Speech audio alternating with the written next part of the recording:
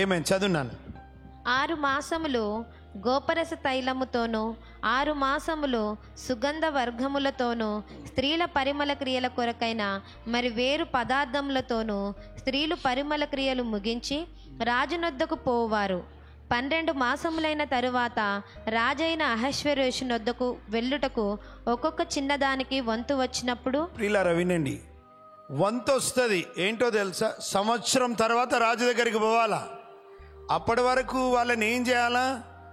మంచిగా తయారు చేయాలా, పర్ఫ్యూమ్స్ వాడాలా, మరి మేకప్ వేయాలా, ఏం చేస్తా, రాజుకు నచ్చాలగా. చక్కగా ఒక త్రాగు, వినండి, ఒక త్రాగుబోతు రాజు, యుద్ధంలో ఓడిపోయిన రాజు, భార్యను పోగొట్టుకున్న, గర్వముతో పోగొట్టుకున్న రాజు దగ్గరికి ఒక అమ్మాయి నిలబడాలంటే రకరకాల కావాల్సిన మేకప్ లేసి పర్ఫ్యూమ్స్ కొట్టి కావలసిన అన్నిటిని చక్కగా అందంగా చేసి రాజు ముందు ఒక్కొక్కరి చొప్పున తీసుకొని రావాలంట. ఆఫ్టర్ ఆల్ అహశ్వేరోషు రాజు దగ్గరికి ఇంత అందంగా తయారు చేసి తీసుకురావాలంటే రాజులకు రాజు, ప్రభులకు ప్రభువైన ఆయన ముందు మన జీవితాలు ఎట్లుండాలి ప్రియులారా? ఇంకొక విషయం తెలుసా? ఈయన దగ్గరికి వచ్చినప్పుడు ఆయన బ్యాక్గ్రౌండ్ తెలియదు, ఏ గుడిసెలోంచి వచ్చిందో తెలియదు, ఎట్లుందో తెలియదు, అందంగా నీట్గా బ్యూటిఫుల్గా తీసుకొని వస్తాడు ఈ రాజు దగ్గరికి. కానీ రారాజు నిన్ను నన్ను ఎక్కడ నుంచి కోరుకున్నాడో తెలుసా? Hello, listen carefully. దొంగ ఊబిలో పట్టుబడ్డప్పుడు, నీచమైన స్థితిలో ఉన్నప్పుడు, గాయాల చేత ఉన్నప్పుడు, చీము కారుతున్నప్పుడు ఆయన నిన్ను నన్ను కోరుకున్నాడు. ప్రియులారా చప్పలు కొడదామా? రారాజు కోరుకున్నాడు. అందహీనమైన స్థితి మనది, ఘోరమైన స్థితి మనది. ప్రియులారా, రాజులకు రాజు అయినటువంటి దేవుడు పెంట కుప్పల మీద పడి ఉన్న మన జీవితాలను, పాపంలో పట్టుబడే మన జీవితాలను, మురికి కూపంలో పట్టుబడిన మన జీవితాలను, కురుపులతో చీము పట్టబడినటువంటి మన జీవితాలను, బంధించబడినటువంటి మన జీవితాలను అందంగా ఉన్నప్పుడు కోరుకోలేదు, అందహీనంగా ఉన్నప్పుడు, దరిద్రమైన స్థితిలో ఉన్నప్పుడు యేసయ్య కనులు నీ మీద నా మీద పడి తన స్వరక్తం ఇచ్చి తన అమూల్యమైన రక్తము చేత శుద్ధీకరించాడు. ఆ రాణి కావలసినటువంటి తనకి పర్ఫ్యూమ్స్ కొట్టబడాలా, సెంటులు కొట్టబడాలా, మేకప్ వేయబడాలా. ఈరోజు నా అందానికి కారణము పర్ఫ్యూమ్ కాదు, మేకప్ కాదు, తన అమూల్యమైన రక్తము చేత మనల్ని కడిగి శుద్ధీకరించాడు. చప్పలు కొడదామా? దేవునికి మహిమ కలుగును గాక. హల్లెలూయా. ప్రియులారా, ఆయనే లేకపోయి ఉంటే మన స్థితి ఏమై ఉండేది? మనం మంచివారమని ప్రభు మనల్ని రక్షించలేదు, మనం ఏదో గొప్పవారమని రక్షించలేదు. పాడైపోయినటువంటి మన జీవితాలను ప్రభు కోరుకున్నాడు ఆ రారాజు. హల్లెలూయా. ప్రభుకి మహిమ కలుగును గాక. హల్లెలూయా. ఒక పాట మొన్న నేర్చుకున్నాను నేను. నీవే లేకపోతే ఈరోజు మేమేమై ఉండేవాళ్ళం? నీవే లేకపోతే ప్రభువా. ప్రియులారా, ఒక్కసారి ఆలోచించండి. నీ మీద నా మీద ఆ రారాజు రాకుమారుని కనుదృష్టి పడక ఉండకపోయి ఉంటే ఎటువంటి ఘోరమైన స్థితిలో మన జీవితాలు ఇంకా ఉండేవి. లేకపోతే ఉండేవారమో, లేదా సమాధి తోటలో ఉండేవారమేమో. ఏమైనారా? ఒక చరణం భారతం నాకు ఇష్టం పాట, కొన్ని రోజులుగా నా మదిలో. ఎవరున్నారని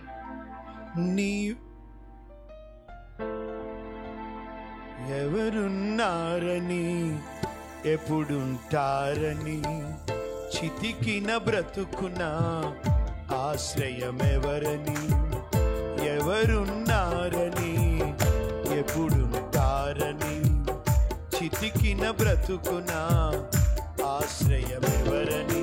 నీవే లేకపోతే నేనేమై ఉందునో దేవా, నీవే లేకపోతే నేనేమై ఉందునో దేవా.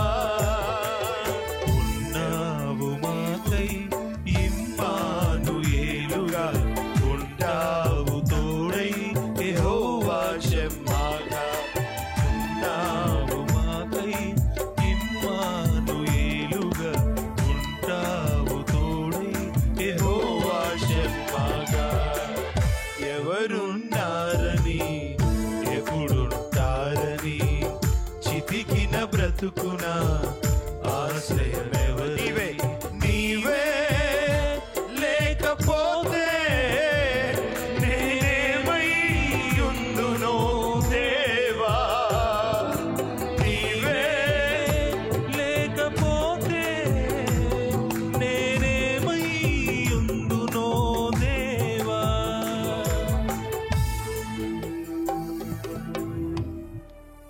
ఇలా